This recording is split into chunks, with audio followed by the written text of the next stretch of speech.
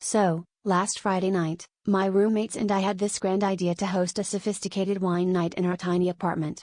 Picture it: dimmed lights, jazz music playing softly in the background, and us trying desperately to look refined while wearing our best thrift store attire.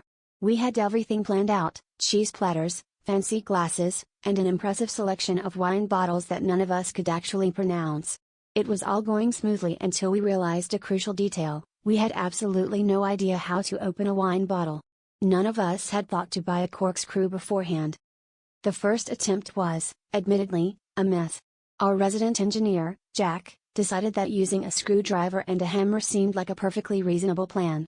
Spoiler alert, it was not. The cork shattered into 1,000 tiny pieces, leaving us with a bottle of wine that looked more like a snow globe of floating cork debris.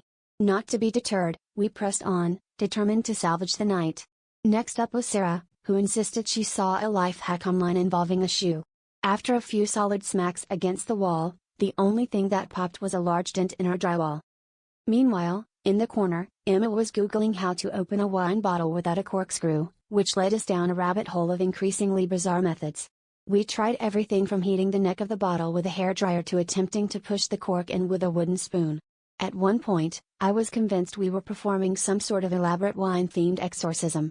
Our living room was starting to look like a crime scene, corks and wine stains everywhere, and a group of increasingly frantic 20-somethings wondering if we were going to have to resort to boxed wine. Finally, in a moment of clarity, or perhaps delirium, my roommate Ben stood up, bottle in hand, and with a triumphant grin declared, "Well, at least we're not bottling up our feelings anymore."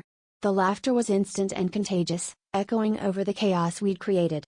In that moment, we realized that maybe sophistication wasn't about knowing how to open a bottle of wine, but rather being able to laugh at ourselves when things went hilariously awry.